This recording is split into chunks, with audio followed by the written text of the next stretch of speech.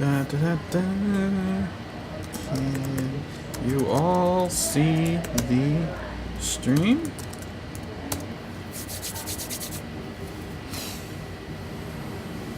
Hello, hello. Hi. Did you say hi to Mr. Roddenberry? He's in the podcast with Chris Hardwick. Indeed he is. And then downstairs we've got rehearsal with Justin Willman and his Sleight of Mouth. Oh yeah, that's right. And very, very cool Sleight of Mouth. And great show. Kevin Smith coming in. So Dennis is coming down. Oh good, Dennis Pizarro. Since good. iPads don't have a USB port, how do you get... You're just going to have to load it up on that. No, but how do you load it up from here to there when there's no USB port on an iPad? Just have to find them somewhere.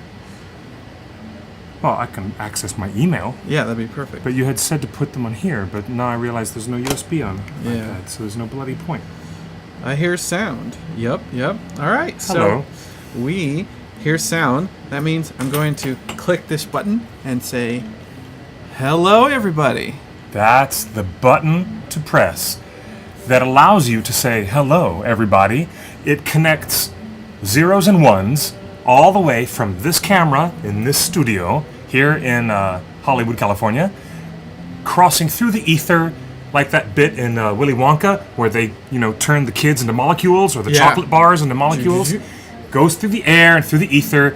And, if I knew the dialogue that, Gene Wilder has, then I would quote it, but it ends up coming back to you as a perfectly solidified chocolate bar right in your living room or office or creative space or wherever you happen to be. The magic of the internet means that I'm going to hit the button and say, this here is Cliff Broadway, director, producer, writer, host, and hopefully a future contestant on The Quest. Ringers, Lord of the Fans. It's his movie. And I, Justin, as you can see down at the bottom of the screen. Wow, we actually have the lower third correctly put out there. Yeah, it's a blue Cliff day. And Justin. And let's go over here. And that's our friend Frank. Our friend Frankie. Frankie Chan. He runs iHeart Comics. No, we're just kidding. We love you, Frank. I love Frankie. Now, you don't have any sound. This thing is very heavy, by the way. You're not seeing any sound? You're not hearing any sound? Are you talking about synesthesia, where you actually hear it looks like sights and you see sounds? There as it if your goes. senses were switched. Hello, there I it hear goes. Cliff and Justin talking. Okay, looks like we're good to go. So welcome. This is Torn Tuesday. It's Tuesday every Tuesday here at TheOneRing.net/live. We're streaming live on YouTube. We're part of the beta test on YouTube streaming. We're in HD and we're live at Meltdown Comics, where it's a completely busy day right now. You have no idea.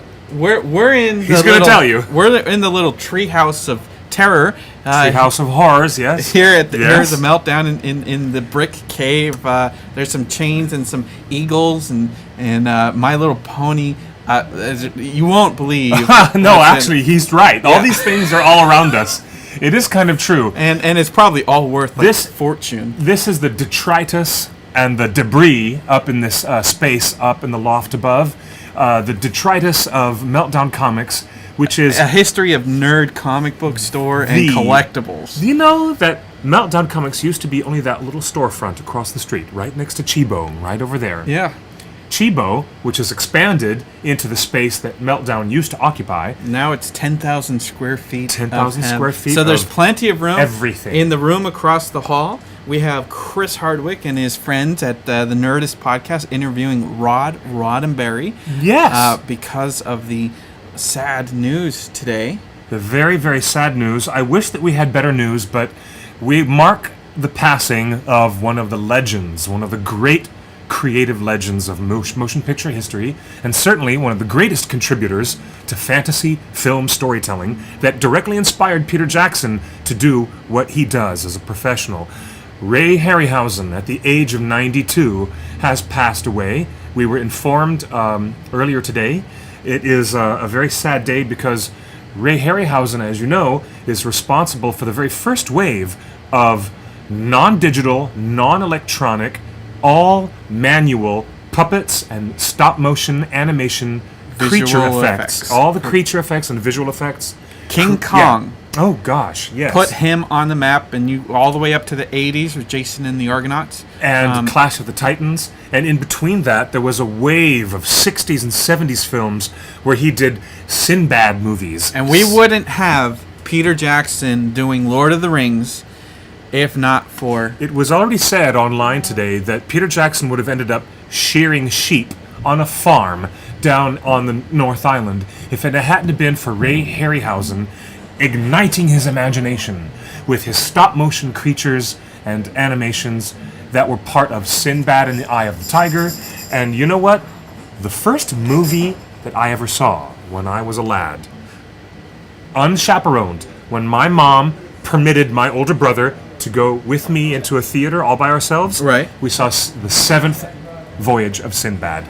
And seeing those skeletons come to life and come out of the fire and have that great sword fight. They picked up their shields and they picked up their swords and had that unbelievable sword fight with Sinbad. The Cyclops, this unbelievable, ghastly creature that actually ate people on screen. You never knew that a little animatronic puppet that somebody was doing stop-motion movements with 24 frames per second, you never knew that something like that could come to life in a live-action film. As a little boy, imagine the 7-year-old sponge of my brain at that ripe age of 7. So that was the first movie that you were able to see on your own? It was the very first movie I ever saw on my own, and I can tell you that my deep and abiding love of animation, mythology, and fantasy all came from that landmark moment when I saw Ray Harryhausen's effects. Those unearthly images of those skeletons coming to life. I've never seen anything like it before or since.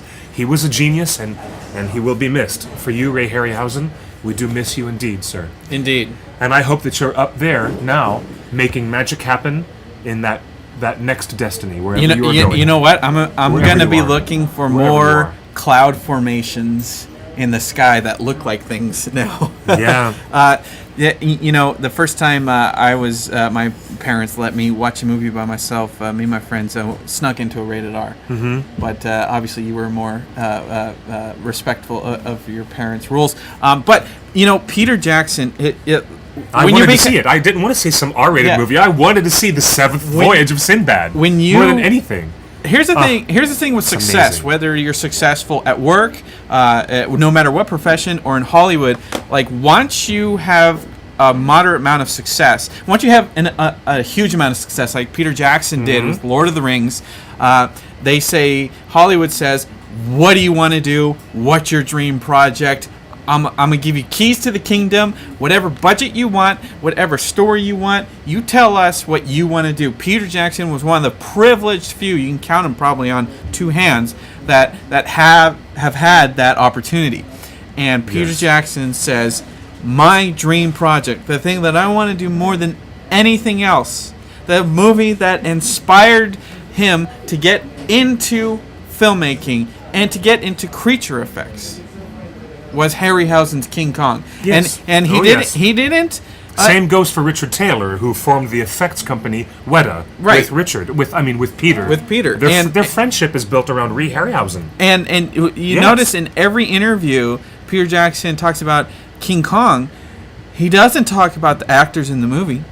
And he doesn't talk about the director of the movie or the producer of the movie. He doesn't even talk about Fay Ray. He doesn't talk about he says Harryhausen's. Why did he choose to do King Kong after Lord of the Rings when he could have done anything in the whole world? He chose King Kong because Ray Harryhausen. Didn't Harryhausen work on the crew? Willis O'Brien did according to Pete Northrunner, Willis O'Brien was directly involved. Let's see that. As one of the artistic creators. Okay, you guys look that up and see. But the point is that Harryhausen was a legend. He lived in London. He died in London. Yes. He got to do what he wants. And I think... I want to say that they approached him for Jurassic Park when they were still looking at Phil Tippett's dinosaurs in stop motion, but I think he was kind of retired by then. Indeed. Well, but, so that's the crazy news. You know what else is going on tonight is downstairs. You might hear the band rehearsing and stuff like that. We've got Cupcake Wars host and host of the new Win, Lose, or Draw, Justin Willman. He does a show here every month called Sleight of Mouth. He's actually quite an accomplished magician. Yes. I've seen him perform at the Magic Castle before. You have to be really good to go to the Magic Castle, and Yes. this guy has. You have to be really good to work there too. Yes, and so he's got a. It's open to the public. I mean, I think there's a few tickets still available here at Meltdown. But his special guest, of course, is Kevin Smith. This week, and very big. And here's the big circle. Kevin Smith was instrumental in the success of our friend Dennis's fan documentary, Starwoids, which directly inspired. I think you tell me. Did Starwoids inspire you guys to start working on ringers and say, hey, whatever. Star Wars fans have Starwoids. Star Trek fans have Trekkies. Yes. We got to do our own about Lord of the Rings fans. The existence of Starwoids and Trekkies at the same time was one of the great moments for Carlene Cordova and myself. She was the director and my co-writing partner. And we decided to put ringers on full overdrive. Instead of just doing a 20-minute piece that we thought would be a behind-the-scenes piece on some Lord of the Rings DVD, we decided to go to a full feature-length documentary discussion, and we hired the nascent talent of Dominic Monaghan to be our narrator for our film. And I heard a rumor he was wandering through Meltdown today. Yes. I mean, there's just always so much going on.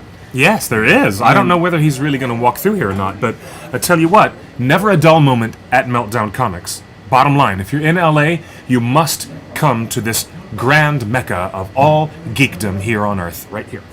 So this week, we're going to continue our series of profiling the dwarves of The Hobbit. Now, I've been corrected. Before we go on to our dwarvish conversation, Murtaugh, you're quite correct. It would have been fantastic that PJ so desired to have Fay Ray, who was alive at the time, to still, come in and do a bit on King Kong. Mm-hmm. But it's also true, and I don't mean to overstate things, but it is true that Ray Harryhausen, the influence of Willis O'Brien's work, his model animation, inspired Harryhausen. It's all connected. King Kong and Willis O'Brien connected to inspire Ray Harryhausen, which in turn has inspired the director of Nightmare Before Christmas.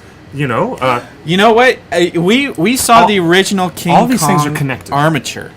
Like when you make the stop motion, you have like a metal skeleton called the armature, and then you put the skin over it, usually clay or something like that. Yeah. And I was trying to remember where we had seen the original 1938 King Kong or something 30-something King Kong armature, and we were at King Kong ride opening at Universal Studios. Yes, we were. And this old guy comes up and says, "Do you want to see King Kong?" And he brought out the skeleton. And he had it. And I thought, wow, talk about, we're at Universal Studios, and there's the original King Kong armature that inspired Harryhausen, that then inspired Peter Jackson to make the movie, and then inspired Universal to make a ride with Peter Jackson.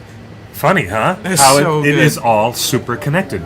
Well, I tell you what, the new Wrath of the Titans that they did, the remake of the Wrath of the Titans, and Clash of the Titans, or those two remakes, don't hold any kind of a possible candle to what Harryhausen did in the 80s with Sir Laurence Olivier, Dame Maggie Smith, and all those great people working on the original Clash of the Titans. And when did that come out? 1982? Yeah. 82 or something? It was good. With Harry Hamlin as Perseus. Harry Hamlin. Grand stuff. Is that Harry Hamlin in Mad Men that I saw? Really? No, I didn't see him.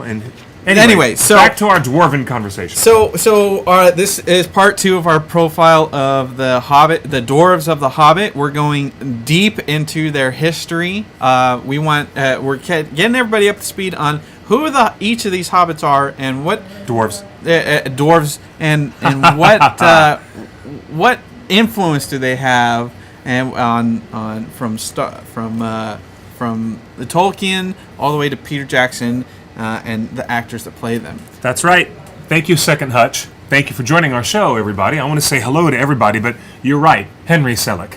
You know, everybody says Tim Burton's Nightmare Before Christmas, and the contract was written by the lawyers to have it say, above the title, Tim Burton's Nightmare Before Christmas. But a bit of education for you animation fans out there, Mr. Burton was not the director of Nightmare Before Christmas. It was Henry Selick. Genius. But Genius animator. I went and saw that movie because Tim Burton's name was on it. It's true. So it works. I mean, I love James and the Giant Peach. I'm not so sure about Monkey Bone. That movie was a total mess, but interesting. But Coraline, amazing. Genius. So anyways, here's to Henry Selick being inspired. Here's to all the artists who have lived and died and have inspired us as we are today to, work in our chosen fields. I think it's amazing. Speaking of inspiring, I want to just contrast this current shot of Cliff and I. Yes. With our counterparts in The Hobbit. Oh, yes. Look who we have here today. Ladies and gentlemen, we're going to be talking about hot dwarves today. Hot dwarves. There's some hot dwarves. There's a phenomenon of hot dwarves that we didn't quite expect. And this is Fili and Kili. Fili and Kili. This is Fili. This is Dean O'Gorman. Dean O'Gorman, who is most famous playing in Hercules and Xena Warrior Princess. Yes. And then this is Kili. Aidan Turner. Who's most famous from? Exactly. Is he? You know what? If I looked at his curriculum vitae, I'm sure that he's been on some other things before The Hobbit. Probably New Zealand television, maybe Shortland Street. Everybody who's worked on Lord of the Rings or The Hobbit has been on Shortland Street at one point or another. So let's take this back. Fili and Kili are the second dwarves to show up to Bilbo's house. They are the second to show up. Is that accurate to the book? Let's find out. I believe. Wait, is that true? Yeah, in the movie. In the movie. Because Dwalin shows up, which we talked about last week. Dwalin shows up and first. And then Fili and Kili show up. At your service. Here you go. And was that line accurate to the book? Right here, it says, someone at the door. Yes, actually, Dwalin and Balin were there first. Kili and Fili arrived second. That is in Tolkien. It's in the very first chapter, An Unexpected Party. Right. Yes. Look at this. It says, Bilbo was going to the door, and he was thinking to himself, oh, Gandalf, for certain, this time, because he thought that Gandalf was the one ringing the bell. But it was not. It was two more dwarves, both with blue hoods, silver belts, and yellow beards, which is why we have hoods. This from the 1977 Rankin Bass animated film, The Hobbit. There was Fili and Kili. That was Fili and Kili in the Rankin Bass? And their beards are different. Their beards are yellow. They're blonde, just like Tolkien described. But the only difference is that one's got a pointy beard and one's got a separated beard. Well, actually, one of them is described as having a more prominent nose than the other brother. They were distinguished by Tolkien that one of them had a more pointed nose. But here, let me finish this. How does it? They both had blue hoods. They wore silver belts and yellow beards, and each of them carried a bag of tools and a spade. In they hopped as soon as the door began to open. Bilbo was hardly surprised at all. "What can I do for you, my dwarves?" he said. "Kili, at your service," said the one. "And Fili," added the other. And they both swept off their blue hoods and bowed. They were the second to arrive. And then they said, "Oh, it looks like Dwalin and Balin are already here, I see. Let us join the throng." And Bilbo goes, "Throng? Are you kidding me? WTF? There's no throng going on here." But I don't like the sound of that. I really must sit down for a minute and collect my wits and have a drink. He had only just had a sip in the corner while the four dwarves sat around the table and talked about mines and gold and the troubles with goblins and the depredations of dragons and a lot of other things which he did not understand, and he did not want to understand because they sounded much too adventurous, And then his bell rang again, and that means there were more dwarves arriving at the door at that point. But yes, Fili and Kili arrived second. And let's get something across that most people don't know. Okay. They're directly related to Thorin. They are his sister's youngest sons. Thorin... Direct nephews. Direct nephews, yes. Thorin's sister, her name was Dis. D-I-S. Dis had these two boys, Kili and Fili. These two boys! I don't know where they come from. And we actually have to keep in mind that these guys, Kili and Fili, they were, according to the information that we get on... they were the sons of Dis, Thorin's sister, and at the time of the story of The Hobbit, Fili was 82. 82. Fili was 82. 80, and Kili was 77 years old at the time. So is that younger? Yes. They were the youngest. They were the youngest. Say that again. 82 and 77. Yep. Fili was 82. Kili was 77. However, there's a discrepancy in the appendix in the book of The Hobbit. Professor Tolkien describes Fili as the youngest one of the company, but if you look at Appendix A in The Lord of the Rings, you'll see that there's a birth year given in Third Age, 2859, and it looks like they're 5 years apart. And even though Fili is described as the youngest, 82. in the Lord of the Rings appendix, he's 5 years older than Kili. So even Professor Tolkien might have gotten the details a shade off. This is why I'm telling you a special edition is not out of the question. We don't know about any special edition. Because Tolkien was a revisionist on his own work, Peter Jackson is allowed to do that. He had a vast amount of stuff going on in his mind. He really, really did. Here's what else that we have straight from Tolkien. Okay. They had the best eyesight.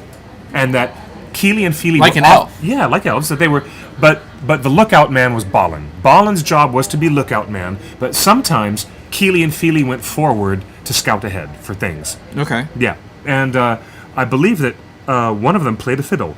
Yeah, Kili. Kili played a fiddle, a violin.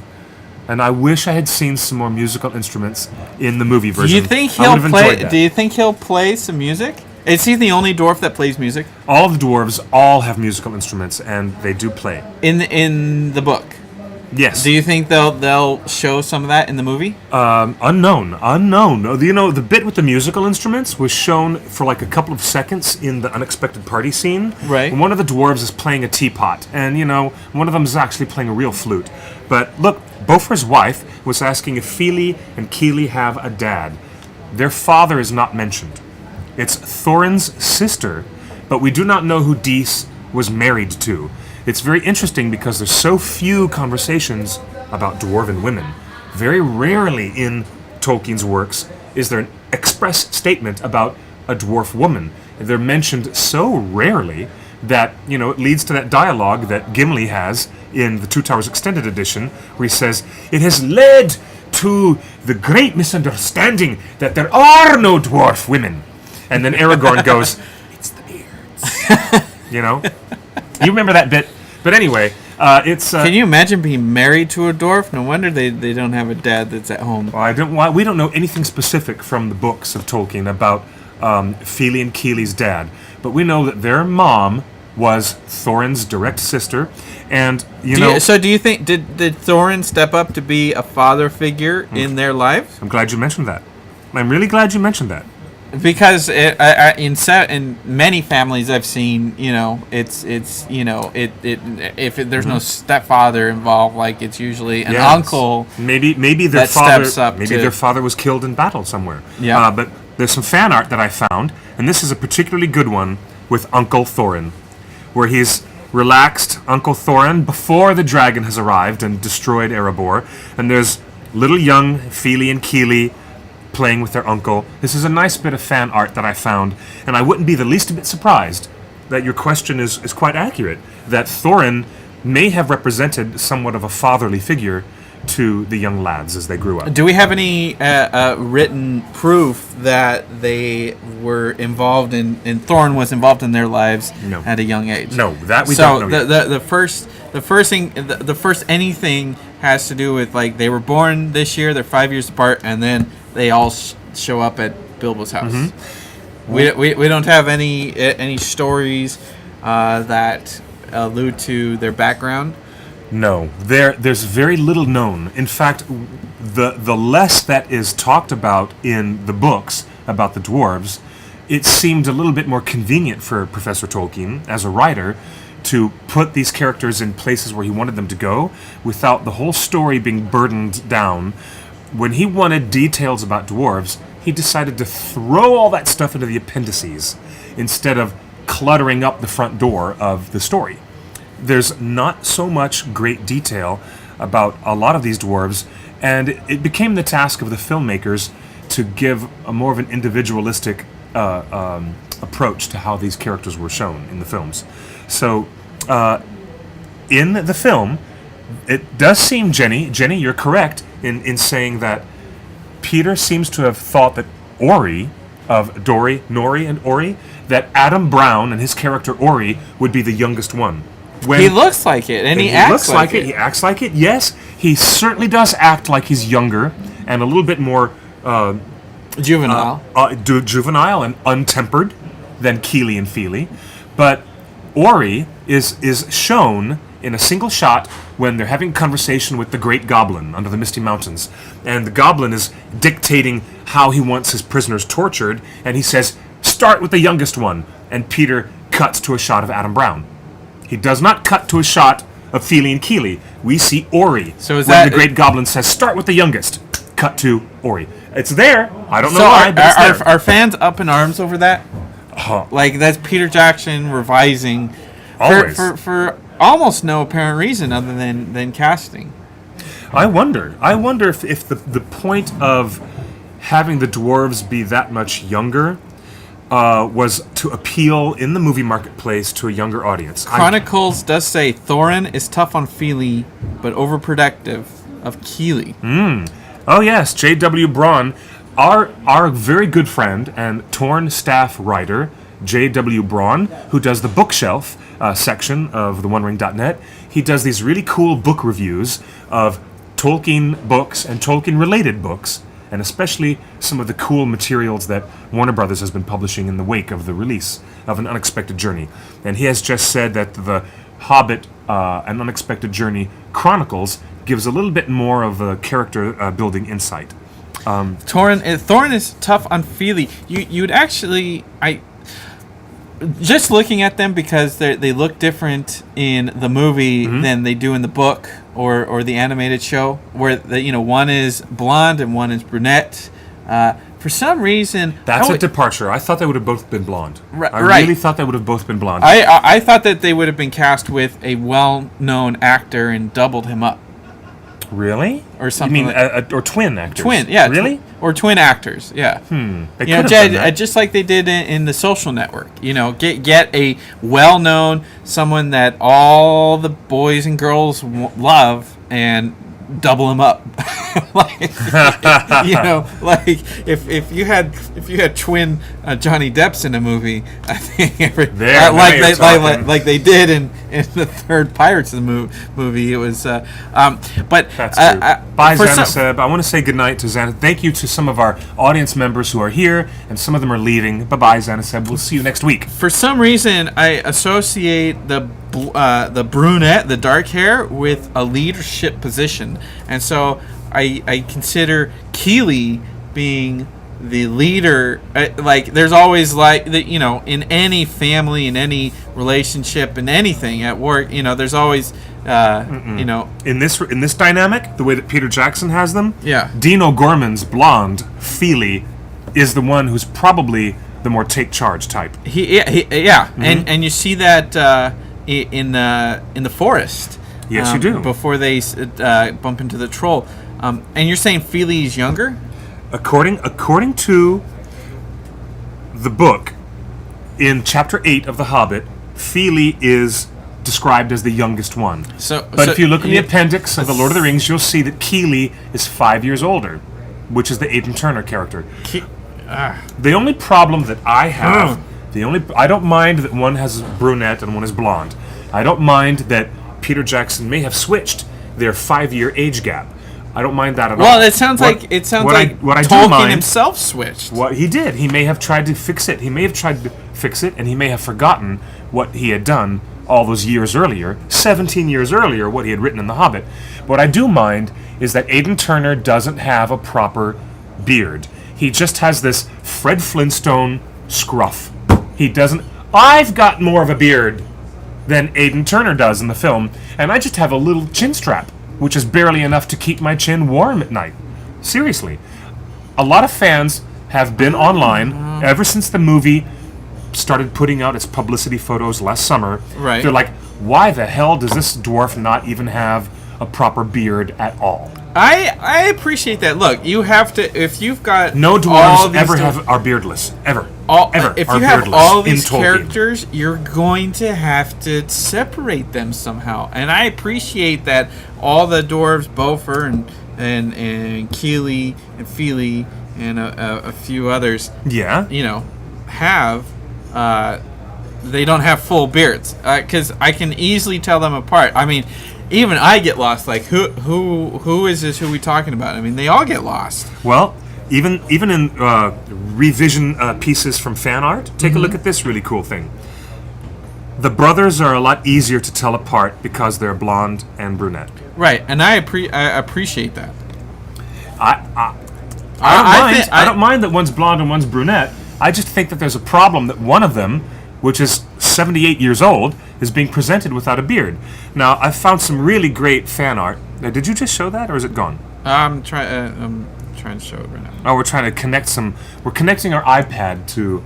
Jiggery pokery. Yes, there you go. Can you guys see? This is really, really cool. See, A little I bit of think that anime works. influence, but anybody who is a non-fan, anybody who's a complete newcomer, who's never read the books, can immediately tell them apart. Beaufort looks Asian here, doesn't he? He's always looked Asian, but that's because Beaufort has that Mongolian hat. But I think these guys are very funny. They play a lot of jokes at Bilbo's expense in the movie. This does not happen in the book, but in the movie, further characterization of Kili and Fili comes from the fact that they're always yanking Bilbo's chain. Right before they start telling that flashback story of the Battle of Azanul Bazaar, it's, Fili and Kili who are feeding a fearful bit of story to Bilbo, making him all anxious and frightened about the prospects of orc packs raiding through the darkness, And Thorin stands up and says, "You think that's funny? You think that's funny? You think it's amusing? People getting attacked in the middle of the night by orcs?" And Thorin's not amused at all. The boys are so chagrined, you can see by the way they respond. Wait, but who said who Thorin is fun? very much a father figure to them. Definitely, but You can definitely tell. who was the one that was leading the story? Was that Fili or Kili? It was Fili. It was Dean O'Gorman who was leading the joke. So Dean O'Gorman is definitely the kind of leader of those two. In that sense, yes. And it is definitely true that Thorin takes on a more restrictive role with Fili. He does. Because he is the leader. There we go. We have an interesting behind-the-scenes shot of Aidan Turner in the makeup chair, getting ready for his scenes on The Hobbit. Let's take a quick look. And I'll get back to my point, and then I'll leave it be. But he had the least amount of time to sit in the makeup chair. Poor John Callan was buried under prosthetics and nose and Klingon foreheads. A pink T-shirt that he's wearing? I don't know if it's a pink A t-shirt. pink V-neck? Is that a pink V-neck that Aidan Turner? Who is this guy? Who does this guy think he is? I don't know. It's salmon. That's actually salmon colored, not pink. Oh my God! But there he is, sitting in the makeup chair, and all he has to do is put on a wig and a little bit of powder, and he's out the door. His scruffy beard. There is no beard. There's no prosthetic nose. They cast him for his looks. They did. They cast him for his looks, and we have an admission on tape of Philippa Boyens saying, when she was interviewed at Comic-Con last summer, she said, "Peter, I don't care. We're going to have a couple of these dwarves be young and hot. We're just going to have hot dwarves. We're going to have hot dwarves. There's no two ways about it." And Philippa doesn't talk like that. I know she doesn't talk like that, but sorry. But she wanted hot dwarves. Fran Walsh wanted the hot dwarves. And in the end, we created this, the hot dwarf t-shirt and the hot dwarf phenomenon. Can you see it? There you go. We'll show that in a bit. We created the hot dwarf T-shirt and that phenomenon. So I think one of our staffers started and that. Kili were the hot dwarves. Yeah. Thorin ended up being a hot dwarf too because Richard Armitage has that. Just like when it's slow mo, like even when he's in slow mo. Like I'm even even you got. He's a hero. Even you got your panties in a twist when you saw Thorin in slow motion. I don't get that feeling from. Well, okay, I don't get that feeling at all. But people that I've talked to said they don't. Fili and Kili aren't really set up in the movie as hot sex symbols, when it was kind of like the marketing is that, like, all the publicity shots and a lot of marketing focused on Fili and Kili because and then in the movie I know why. You know why? No. Do you know why so much emphasis on Kili and Fili in the marketing? No. Because they changed it from 2 movies to 3 movies. Orlando Bloom did not show up. Therefore, Orlando Bloom and Legolas not being in the first film, they had to have some sex appeal, so they started to burn the embers more brightly for Thorin, Kili, and Fili. They did. That's why. It had to be why. Because Legolas didn't show up in the first film. He's going to be in the second film, as you know, and that was a last-minute editorial change. That is why the marketing was like, let's put more emphasis on these young fellows. And yet, also, I also wanted to mention Galadriel in our chat room said the ponies, the ponies that were being taken by the trolls, Kili and Fili duped Bilbo into going along to investigate so that they wouldn't have to do it themselves. So were they really late? Tricksters. I got the feeling that Fili knew what was over there, and he was testing Bilbo. Yes, I got that feeling too. In the movie, that's how it come across. Is that Fili says, "Hey, go check out where the ponies went," and because they knew there were trolls. Is that the case in the book? No. The case in the book, it doesn't happen like that at all. In the chapter 2, Roast Mutton, the trolls aren't even eating the ponies. They're eating sheep. Sheep that they'd captured from some farmer, right? Okay. That's what mutton is. They're eating the sheep. Okay. Not the ponies. So, and the trolls actually have some dialogue saying, this isn't mutton, these are East-tail nags. Remember that? Right. This aren't sheep. This ain't mutton. No, this ain't mutton. But anyways, in the Roast Mutton chapter, it was Balin who was on the lookout, and they noticed that Gandalf was missing, and then they decide to light a fire, and then Owen and Glowing were quarreling about building a fire, and Bilbo was reflecting on things, and then Balin, yes, the oldest guy in the troop, second to Thorin, but then again in the movie their ages do seem to be different. Balin says, there's a light over there. It's not Kili and Fili who start that adventure, it's Balin. So that was also changed from the book. Okay, so why do you think Peter Jackson is setting Kili and Fili up with giving them scenes? That he gave them that scene for the trolls. That he gave them. In the book, do they tell the story on the mountaintop? That Thorin yet? So no. So no. In the book, there's no story about the Battle of Azanul-Bazar. There's no mention of that in the Hobbit. Okay, so at all. So the extent of that flashback is a whole. The extent of Fili and Kili in the book is much less. Yes. Yeah. In the book, there's like they're introduced at the dinner table, and then we get a couple of mentions of them a few chapters later when they're portrayed in the book as being the most cheerful. They have the best spirits about their work and what they're doing.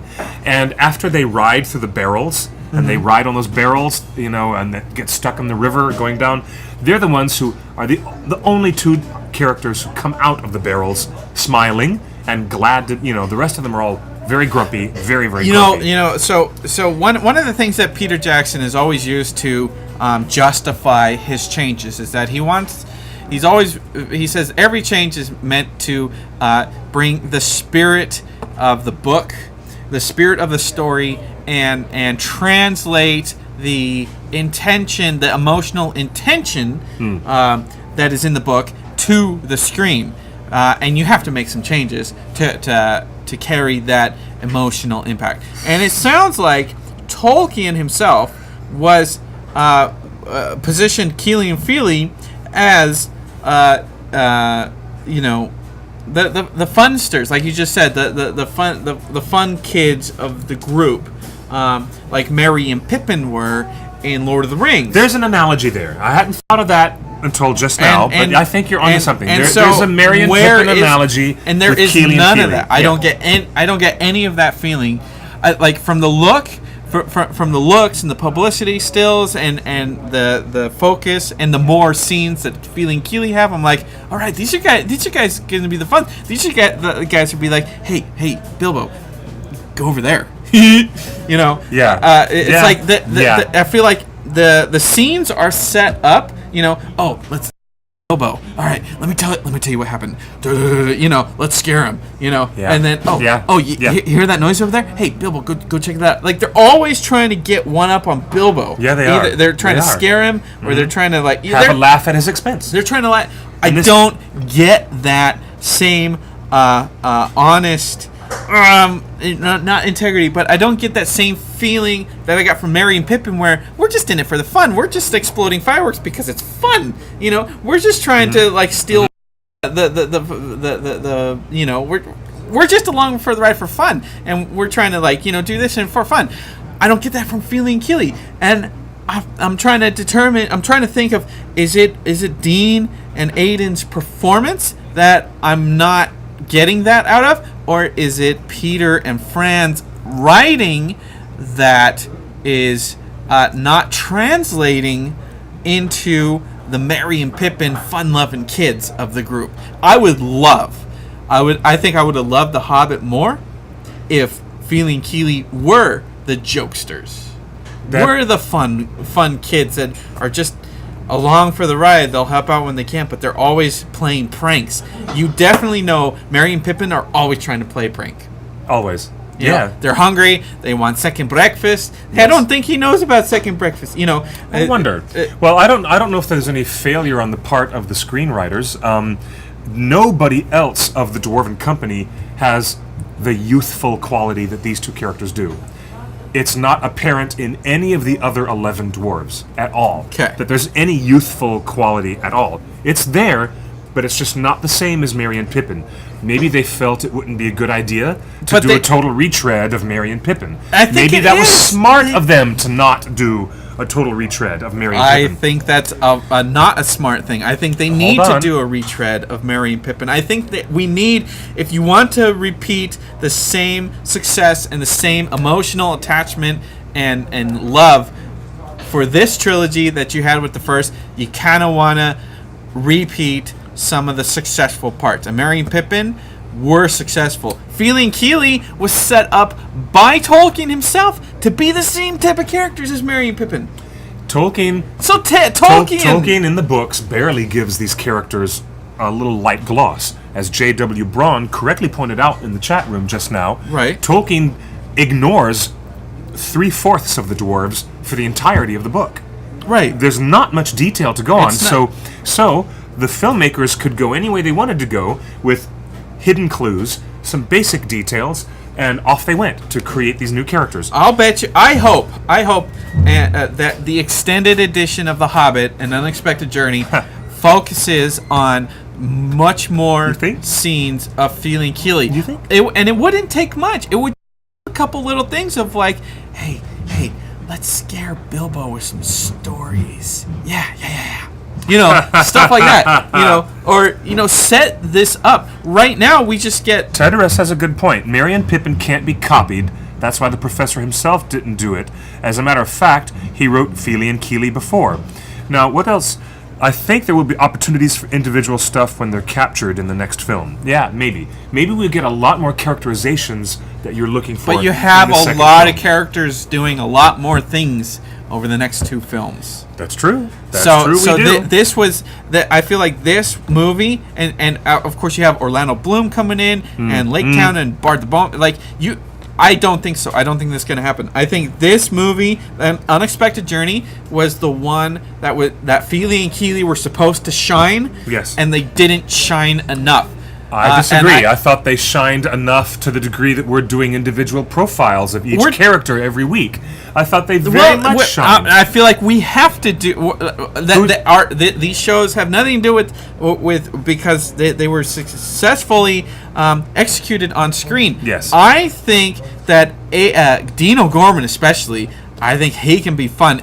I remember watching Hercules was one of my favorite shows. Yes, he's very fun. And then when I was coming of age and watching Xena, yes, that was another one of my favorite shows for many reasons. And Lucy Lawless in that outfit, man, for sure, of course. And Dino Gorman is funny. He can be funny. And I worked with him on the Air New Zealand video. He is funny. He's funny. He's funny. I don't see funny in The Hobbit. I love it when they start singing. Who starts singing the song? Fili and Kili. Who's playing the jokes on Bilbo? Fili and Kili. They don't come across as jokes. That's the problem. It does. He goes to take them their bowls of food, and they're just like, "Who? Whoa, there's ponies missing. Bilbo, you want to help us take care of this?" You know, the music. It's great. The music at those scenes is not. It's. Thank you, JW. I feel like a combination. I think overall it's not the character's performance. I think the performance is there, and I hope we see it in the extended edition. But I think the music, the editing, and the writing. I don't think that Fili and Kili. I think based on Tolkien's attention and based on the scenes that they were given in the movie beyond what was in the book, that they are supposed to be the Merry and Pippin of this trilogy, and they're not. But they're also royalty. They are direct descendants of Durin's line. It doesn't matter. Thorin didn't have a wife or any children. Fili, Dino Gorman's character, is the next in line to inherit the throne. They don't even to be the king under the mountain. They don't even touch on that Tolkien in the movie. fans know. No, they don't even touch it. It doesn't matter because they don't even touch on that in the movie. So it's irrelevant to this discussion, to the movie discussion.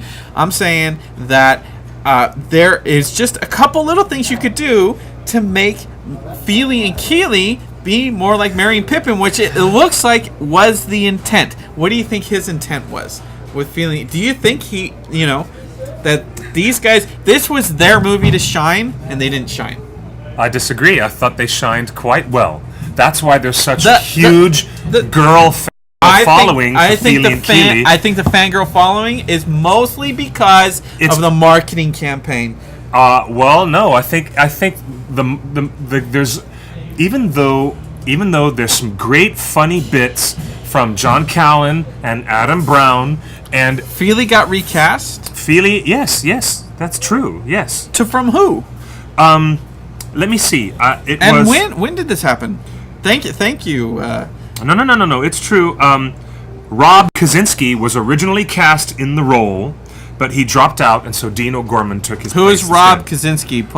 Pull him up in a... Rob Kaczynski.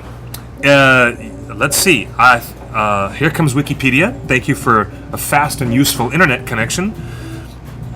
Rob Kaczynski is a British stage actor. I just want to know what he looks like. He's on EastEnders. What does he look like? I don't know. Is there a picture of him? No picture. No, there's no picture of him here. But I bet we'll find pictures of him on his IMDb page. So again, okay. Do you agree? There you go. Okay, yeah. He looks like another Aidan Turner. He does. So it wasn't a performance decision. It was probably scheduling. Yeah, he's been very popular on EastEnders on that show. Pacific. He's in Pacific Rim. He's in Pacific Rim, and he did a voice on Robot Chicken, so he knows our buddy Seth Green. Everybody else. Yeah, that's great. So Rob Kaczynski was replaced by young Dino Gorman. So do you agree that the first movie, it was the movie that Fili and Kili were supposed to shine? Say that question one more time. Was the first movie supposed to be the movie where Fili and Kili supposed to shine? No. The first movie is the movie where Thorin shines. Thorin is supposed to shine, and shine he does. What happens in they executed Thorin wonderfully. Well, what happens at the big climactic battle at the end of the film? Who is Azog after? It's all about Thorin. It's all who does Bilbo suddenly become brave to save? Thorin, whose body is carried by the eagles so majestically with Howard Shore's music, and the camera does this beautiful view of Thorin's body. Nobody else gets as much attention in the first film than Thorin. The reason why? We have to be invested in his family line. We have to be invested in his story. We have absolutely. He's the main character, of course. But because Legolas does not show up, we get some beautification. Well, I'll call it that. They shine in the battle of roadside beautification. Okay, That's what I'm going to call it. Roadside beautification. Look, Fili and Kili get that focus because Legolas is not there. Let's look at the Lord of the Rings trilogy again. If you're successful the first time, you kind of want to, get inspiration from the first successful trilogy. The first movie, Fellowship of the Ring, Merry and Pippin, they're fun. They do a lot of crazy stuff, and they don't necessarily need to shine. But in the second movie, you start to see their quality. Yes. When he leads the Ents to war, and then in that third movie, their individual characters pay off. With their heroics. But in the first Fellowship of the Ring is meant to show how wild and crazy they are. Yes. And that way you have this nice little story, this nice little character arc of people that aren't even interested in becoming heroes, and by the decisions and choices they make, they eventually become heroes. And I think that Fili and Kili are not set up for success. Teteres is making an excellent point. There are some spoilers here that I don't want to go into because Justin hasn't read the book, and he does not know the ultimate fate of all these characters. And everyone, people spoil it on our Facebook all day because the book is 75 years old. I know, bloody hell. I know. So we don't necessarily. So we just want to bring people up to speed. Okay. Well, the purpose of these profiles here we're doing is to bring people up to speed on who these characters are and what parts they play in the story. And what parts they play, and why the decision was to cast who they cast. All right. And I think Dino Gorman, based on their casting of Dino Gorman and how funny he is, you have personal knowledge how wonderfully funny he is. He has great comedic talent. Yes, he does. I think because of that casting, and he can sing. I think because of that casting of Dino Gorman and Fili role, and Fili is the leader of the pair, that character was supposed to be more intentionally humorous than comes across. Well, I thought that most of the humor was going to be coming from Bombur. I really did. I thought in the first movie, before I saw it, Bombur was going to get all the pratfalls and all the obese jokes and all the funny bits. I thought Bombur was going to get the lion's share of funny bits. He doesn't, really. He doesn't. There's no jokes in the movie. Fili and Kili get what little humor that there is. Most of the humor belongs to Martin Freeman. Martin Freeman is incredibly funny. He's befuddled. He's driven a little bit crazy by the entrance of all these dwarves. One of my guys, thank you. They're rehearsing all day. I know, huh? So, but one of my big problems with The Hobbit and an Unexpected Journey is that there were a lot of opportunities and setups for explicit humor, and they never went down that path. Merry and Pippin exist in Fellowship purely for laughs. They explode in their face and suddenly they're full of charcoal. I mean, that's a joke as old as Chaplin. Yeah. A joke as old as Chaplin. And they play it well. And they play, stealing the fruits in the thing, and then pushing falling down a cliff. I mean, it's they have Chaplin written all over them. And the cabbages we nixed last week. Yeah. Right, and then tumbling down the yes, yes. So everything, and all they want is food. Like, they were explicitly funny. They were meant to be funny. It wasn't like you weren't supposed to see the humor in it. You could see the humor in it. Anybody could. Anyone can laugh at it because they were classic jokes. I feel like Fili and Kili were set up, and Bomber were set up for the obvious joke. And some people will say, yes, but the obvious joke is obvious and it's not funny. No, the obvious joke is funny because we laughed at it in Fellowship of the Ring. And they didn't do it in... The opportunity was there, and Fili and Kili fell short, and Bomber fell short. And I feel like that was an editorial decision, and I hope that the footage exists for the extended editions you see more of their funniness. Their first words are "at your service." I'm already as soon as they open their mouths, I'm like, all right, these guys are going to be fun. They're not fun. Really? They're not fun. They tell a story. They tell a dramatic story about the Battle of Azkaban, and they don't even they're not even having. It's not Azkaban. That's frickin' Harry Potter. What are you doing? Oh my God! They're not telling this story. Azanulbazar, not Azkaban. Oh my God! All right, listen to me. Listen to me and listen good, Mr. Justin Sewell. I'm gonna tell you. Okay. Of 13 dwarves that are introduced to us in this movie, we get up close and personal with maybe 4. Keep in mind that Stephen Hunter, as Bombor, doesn't even talk. Right. We get a lot of Thorin. We have to invest in his story. We get a lot of Balin, lots of Balin. He stands out very well. He creates a kind of grandfather-son relationship with Thorin, right? Even though they're not related like that.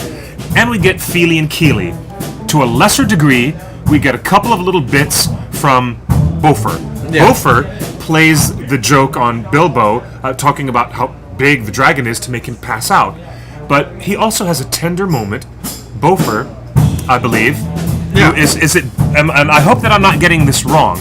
Okay, it's Beaufort. But Beaufort is talking to Bilbo when Bilbo's trying to escape and leave the Misty Mountains right after the Stone Giants sequence and go back to Rivendell, and he says, I wish you luck, all the luck in the world, I really do.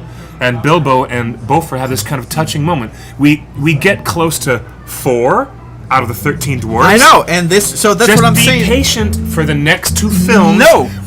Be patient, find your zen, breathe, and find your zen, Mr. Justin. Okay. Because in the next 2 films, we've got more dwarves to explore, all these other character lines. And new characters. You have all the humans coming in. And the elves. Yes, that's what I'm saying. Yes, we do. The unexpected journey was supposed to be the thing for Kili and Fili. And I'm saying that Merry and Pippin were set up wonderfully in Fellowship. And then, remember Two Towers Theatrical Edition? Yes. What does Merry and Pippin do? Not much, other than, you have to go to Isengard. The only thing they actually do of significance is... A little Lou Reed for everybody tonight. Is they convince Treebeard to take a detour. They don't do anything else. You think that's insignificant? The fact that's significant. No, that's significant. It's majorly significant that Merry and Pippin are there where they are to be a catalyst for change. But it's basically it's basically one scene, but we had so many more new characters in Two Towers. I'm saying the same thing is going to happen in this. In the Hobbit trilogy, is that you've got so many other storylines, so many other characters to happen, that this was the time for Fili and Kili to shine. They hired the right actors. They hired Dean O'Gorman, Aidan Turner, the right actors, who are naturally funny, and it's not funny anything they do. Take a walk on the wild side with Fili and Kili. Do you know what? If any of the dwarves in the company of dwarves were going to take a walk on the wild side, it would be Fili and Kili. They would. Some bass lines are just intoxicating, aren't they? Yes, they are. I'm a big Lou Reed fan. The question is, what dwarf would listen to Lou Reed? Beaufort. Beaufort has the best singing voice. We're pretty sure that, Beaufort has the best singing voice. And in fact, this is not Lou Reed. This is a cover of Lou Reed. A cover of a cover of Lou Reed. I believe it was... A cover of a cover? They're not singing the original? No. Can I Kick It was by... arrested. Who sang "Can I Kick It"? I don't know, but It was early '90s. can I kick it? Yeah. I don't know. Someone in the chat room is probably going to tell us in a minute. Okay. Well, here's what we're doing. Do you guys agree with me? Like, I feel like Fili and Kili weren't explicitly funny, and they should have been. But there's the most of the funny comes from Bilbo being uncomfortable. In the book, I know. In the book and in the movie, they got that exactly right. And I'll give my tip of the hat to the filmmakers that. And I feel like they wanted Fili and Kili to be funny, and they weren't. But Fili and Kili greatly contribute to Bilbo's feeling of discomfort by telling him stories about orcs stabbing him in the middle of the night and sending him off to investigate trolls when he doesn't want to go. I think Fili and Kili contribute to the greater pattern of what is supposed to be funny, and that is Bilbo's fish out of water. It's a great formula, and it's a formula as old as Charlie Chaplin. The fish out of water story, that's Bilbo.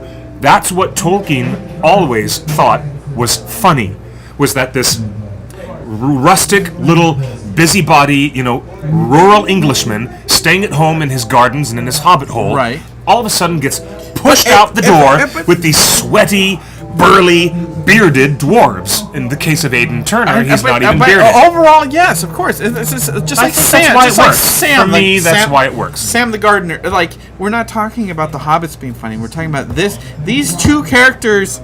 They were just totally set up. I want to like them more. That's all. I want to like them more. I want to like them beyond being hot dwarves. I want to like them more. I feel like they were set up because of the whole hot dwarves thing and their focus in all the marketing campaign.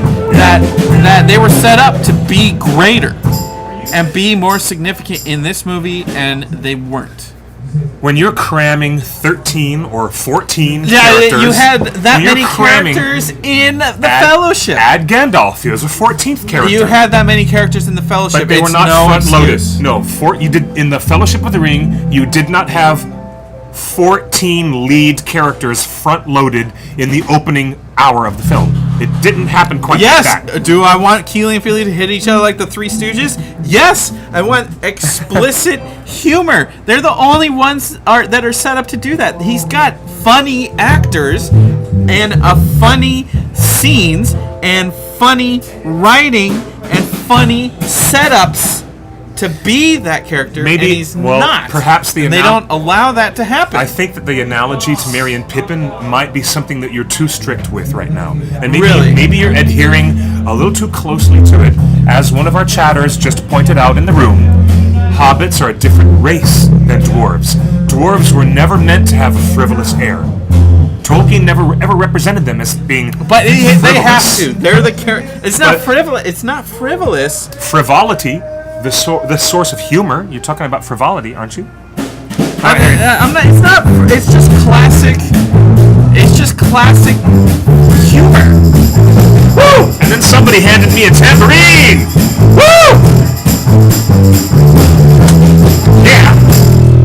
Oh shit. Okay. Anyway, I love it. Somebody better hand me a tambourine because I need one right now. I need one right now. Is my point of view really unique? Like I'm trying to find a lot of people. Here's one of the things about this series of like profiling the dwarfs. Like, what was Tolkien's intent? What was Jackson's intent? And what was the actor's intent? And did it work? And overall, even though everyone loves The Hobbit, I think people love The Hobbit because it's The Hobbit and it's the start of something great. But it wasn't. When people ask you what is your favorite Lord of the Rings movie out of the trilogy, half the people will say Fellowship. More than 3/4 of the fans I know say Two Towers. Extended edition is their favorite of the trilogy. A lot of people say Fellowship, and I don't think anyone's going to say that about Unexpected Journey. This is over. I think that I think the movie doesn't live up. You almost said that word. Doesn't live up. Doesn't live up. Doesn't live up to a book you haven't read. To the promise. To the promise of the film. The promise of the the first film trilogy? Yeah. Well, let's just say If you're gonna get the whole team back together, R2 and 3PO weren't frivolous, yet they were the comic relief. Excellent point, Jenny. and they did a lot of this. Whoop whoop. But bop you on the head and poke your eyes out. Fili and Kili are not the Laurel and Hardy of Middle Earth. They should be. Merry and Pippin are, but Fili and Kili are not. They need to. And I don't see why you insist that they should be. I don't see why. Because the movies need that. Because they're the youngest? No, because they're the youngest? Okay, no. Get, yeah, okay. 82 and 77 years old. These dwarves are 82 you never and see 77 you years never old. mention that in the movie. And one of them is the heir of Durin's line, the throne of Erebor. They don't mention. Here's what I'm saying is that a successful trilogy needs that comic relief. Do you agree? Just like you just said, Star Wars has R2 and 3PO comic relief throughout the series. Well, I thought an unexpected journey gets oodles of comic relief from the trolls and from the goblins. They're dead in a scene. And from Bilbo. The goblins are not funny at all. You don't think that little goblin scribe is funny? People love him. He's the smallest goblin, and he's got a throwaway scene. Yeah. You don't think Barry Humphries delivers some kind of comedy? He's singing a torture song, and he's running around. I think the elements are. I think that Goblin Town's a whole another discussion. I think the Goblin Town was more of a tribute to the animated film and pleasing hardcore fans than it was a genuine attempt at a great scene. I think it was more attempt to pay tribute than not. Neil has a good point. Neil Ryder Moon has said right here that, hold on, where is it? He says, you can't compare the Hobbit films to the Lord of the Rings films. Absolutely can. Such a massive difference on so many levels. I know, and it doesn't have to be because they brought the whole team back together. Such a massive difference on so many levels, but he can make it similar. And separate from all that, every great trilogy needs the comic relief pairs. C-3PO, R2, you have, and then Merry and Pippin in Lord of the Rings, and I'm sure there's a few others that if I thought about it will come to me. And you've got the two pirates in the Pirates movies who were the comic relief pirates. Right? Yeah, the one with the wooden eye. The one with the eye and stuff and like that. The slender one and the little stout one. So of all the characters that are constant through this trilogy, of all the characters that are constant through the Hobbit trilogy, what characters are set up to be that comic relief? And I'm saying Fili and Kili were set up, and they don't deliver. Jenny, I agree with your husband. Thank you, Jenny Archo. Thank you, Jenny's husband. I agree with Jenny's husband, and I hope you can hear this in the other room, even though you are thousands of miles away. That's the magic of the interwebs. I appreciate that. You know what? Look, the writers, Fran Walsh has said in the press, she has said, we always pictured The Hobbit as more of a... I am having a hard time competing with this, but someone's going to play a riff and I'm going to start singing myself right now. Carry on, as if nothing really matters. Anyway, if you guys haven't heard the David Bowie album The Next Day, get it. Buy it. It's genius. The man is genius. Anyways. That's not Bowie, that's Queen. I know, but they performed together. Oh my god, talk about a random link. I know that was Queen, but I'm thinking about Bowie right now. Anyways. That was Wayne's World. I'm expecting Bowie to come out of the downstairs anyway. Wayne and Garth, blonde and brunette. Let me tell you something. Fili, blonde and brunette. Yeah, see, it's just gay. Fran Walsh has said that they always pictured The Hobbit as a story to be a more golden-hued fairy tale. It is not high epic fantasy. It's a golden-colored fantasy fairy tale. It has a different approach, a different flavor, and I think I approve of the light touch that Peter did in An Unexpected Journey. I really do like the sense of humor that comes from a endlessly frustrated Martin Freeman. I think that's very funny. Of course, he's going to be funny, but he's not the comic relief. It is not. Bilbo is not supposed to be the comic relief. I don't think there's any built-in failure of the script that Kili and Fili were not more funny. They were funny enough without taking away Bilbo's thunder. He's the funny. No. Bilbo is the funny. Is he supposed to be the funny? Yes.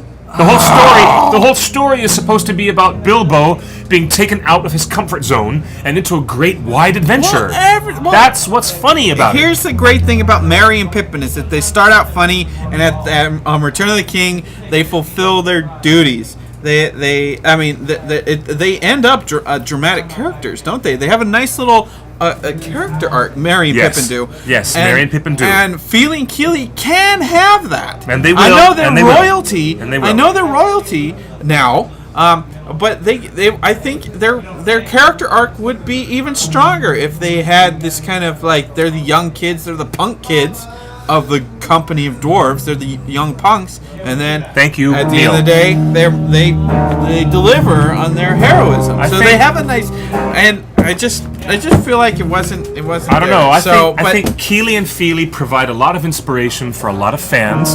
Our very own sisters, Alex and Kelly, have done their Happy Hobbit videos for TheOneRing.net, and they've taken on the pseudonyms of Kili and Fili.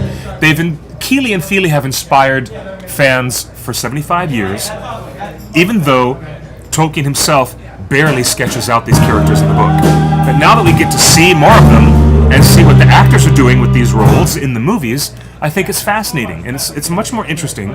And I hope that we get to see more of the stories developed in the second and third film. In the first film, we got the seeds, just the seeds, the beginnings of these characters. I really hope that Stephen Hunter will talk in the future movies, and I really hope that we get some more grit under the nails of what's going on with these interpersonal relationships between the dwarves and themselves and Bilbo. It's not and I'm apples sure that we and will oranges. I'm sure we will see more of this. I'm sorry, guys. It's not. It's not apples and oranges. It's oranges and oranges. Like you get the whole team back together to recreate You're welcome, Kelly. epic films. You have to take what's successful, and obviously they were trying to take what's successful. That's why you can tell that the particulars of the scenes that they gave Fili and Kili that Tolkien had not assigned to those characters. Yeah. That they gave to Kili and Fili in an effort to show some humor, to be like the punk kids, like, hey, go check out that horse over there. The It's set up, but it wasn't executed. And I think Dino Gorman was a perfect casting for the character that they want. But I think the editing, I think the fault is the editing. I don't know. Kili and Fili walk into Bag End and start wiping their muddy boots on Bilbo's priceless furniture, and the comedy is not from one of the dwarves wiping his mud on the furniture. The comedy is from Bilbo's reaction to that. And it's funny. Martin Freeman is funny. And who breaks out in song? Who begins, blunt the knives, burn the forks, smash the bottles and burn the corks? It starts with Fili and Kili. They do have a little bit of that Merry and Pippin spark that you're talking about, but I'm glad they're not carbon copies. I don't want them to be carbon copies of the way the Hobbits were in the previous trilogy. That kind of redundancy is something that Peter Jackson has been criticized enough in having in these films. I think redundancy is valuable. So okay. One of the reasons that as compared to episode 1, we had a lot of back history to work with Balin and Dwalin. There was a lot to discuss, and they were in a lot of scenes in the book and the movie that we can reflect on. Fili and Kili, much smaller characters, even smaller in Tolkien's writings. Very, very minute characters. There's barely a breath of description about some of these dwarves, and they're just part of the story. So what we have here is Fili and Kili. They basically got promoted by Peter Jackson. They were given a couple scenes that other dwarves had handled. They were given a couple scenes. I think he cast based on their potential for humor, and I'm hoping to see some fun stuff. But you guys have been providing some amazing feedback, and I want to give acknowledgement to the audience, as does Justin. We both acknowledge you guys. This has been a really dynamic conversation, and I've been following very clearly what you guys are saying. Yes. Thank you, Jenny. I appreciate that. So, I do appreciate that. Well, that's kind of the backstory. That's the backstory of Kili and Fili, and Fili is supposed to be 5 years older than Kili, and therefore he's the next in line to inherit the throne of Erebor and be king under the mountain after Thorin. But I'm not going to spoil any more details about who lives and who dies, because we're going to find out when the third film comes out. In the third film, you think that's going to wait till the third film? Yeah. We'll see. We'll see. We'll see. We'll see. And I really greatly enjoyed this type of conversation. It's really very cool. So we're gonna keep doing these profiles of the dwarves, because we there's a lot of dwarves. Yeah, Jenny's right. Dwalin is funny too, but mostly it's Bilbo's reaction to Dwalin, which is funny. Yeah. Okay. I mean, come on. Okay. So you know what? Frodo was not meant to be the funny character in Lord of the Rings, and what you're telling me is Bilbo is meant to be the funny character. Continuously, we will have lots of humor from Martin Freeman. That's why he was cast. Okay, that's where we're going with this. I feel like look, I came in because I hadn't read The Hobbit. I came into an unexpected journey based on what the filmmakers and the marketing wants me to know and see, and based solely on the pre-release marketing and all the posters and the magazine articles and who were the celebrities that were always interviewed. It was Dean O'Gorman and Aidan Turner everywhere. Yeah. Team Beat, everything like that. And then going into the movie completely cold, I feel like Fili and Kili at your service. I was prepared for more. I was prepared for funny. You were prepared for more, but you know what? If you look for the funny, just like the wrong places, you're gonna find the funny in other places. You're gonna find it. Okay, that's a good comparison right there. What's that? Did Radagast live up to your expectations of funny? I never ever thought that Radagast was going to be such a doofus character. I never ever depicted him as that. The fact that Sylvester McCoy and the design team at Weta gave us a very, very different Radagast, who was childlike and it seemed to be trapped I've never in his own. weed before. Radagast seemed to be not really connected. Aloof. Not so much directly connected to Middle Earth, or the people and their politics. He was only connected to the birds and animals, and therefore seemed to be almost separated, as if he was through the looking glass. Radagast seemed to be in a totally different world. You were one of the first people in the world to see Radagast. Yes, and I was. You saw the bunny sled scene, and I loved it. And I thought the bunny sled was a great innovation. So based on that, and so you were really hyped about Radagast. Yeah. And did the final movie live up to what you were expecting, or was it just a little different? Radagast's role was just different. Radagast was way, way different but I liked it instantly because this Radagast was innocent of the evils and the politics of the world.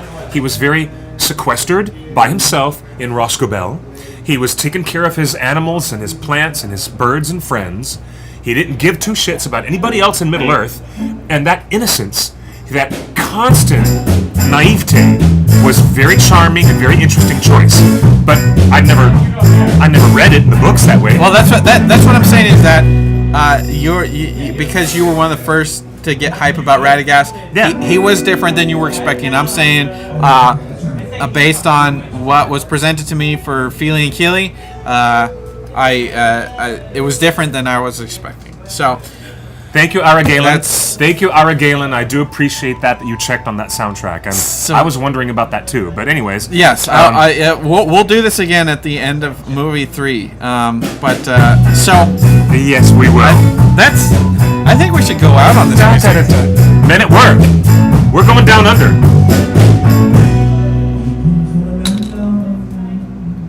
Brussels. And had a trailhead full of thunder. All right. Well, I met a strange lady. She made me nervous. Something made me breakfast. She took me in and gave me breakfast. And second breakfast.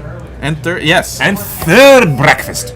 Anyways, you guys are a great audience. And as always, we love having you on the show. Thank you for coming to TheOneRing Tuesday. And if you want to watch this live, Justin.tv is going to be streaming Justin Willman's Sleight of Mouth with Kevin Smith and all this great music that you're hearing will be live right after this show, 7:30. That's right, 7:30. So stay tuned. So stay tuned on Justin.tv. It's a different website, Justin.tv. It's a different Justin. And Justin.tv is a totally different, unrelated thing. Justin but is worth watching. Justin is producing Justin's show on Justin TV. So it's merry, full of Justins. So until next week, we'll have 2 more dwarves. We haven't decided which ones we're gonna do. We're gonna do Dory, Nori, and Ori. All right. So, I believe they're all brothers. I think they're all related. Well, we'll find out next week, won't we? Yes, we will. Well, I think I'm gonna start my research right now. All right. For next week's show. Hey guys, if you want to watch the archive of our show, you can find it on our YouTube channel, and it's unusually spelled. I want to mention this real quick. You go to youtube.com/TheOneRing, and it's THE numerical 1NE, as if the number 1 had replaced the O. So THE number 1NERING. Right? So look for that on the YouTube channel, and you can see the archive of many of our Torn Tuesdays. Yes. Even the good old days back on Stickcam. We love it. But so thank you, YouTube, for the beta test, and thank you, Meltdown, for hosting us. Always, and we'll catch you next week with more History of Dwarves Volume 3. And thank you, Ray Harryhausen, for all the dreams. Yes. Thank you for all the dreams, Ray. He was so good. He was the best. The thank best. you. Bye-bye, guys. Good Bye. night. Awesome show. Very good. Awesome show. awesome show. Very good. Deuces. Deuces. I adore you guys to pieces. Yes, that's right. Justin would make a great Hobbit. I adore you guys to pieces. Come on, Eileen. Here's my big issue with I don't want to be on TV. I don't want to be in front of the TV. I want to be working on the show. I gotcha on that. And then just hold the left button. Yeah. And then the secondly is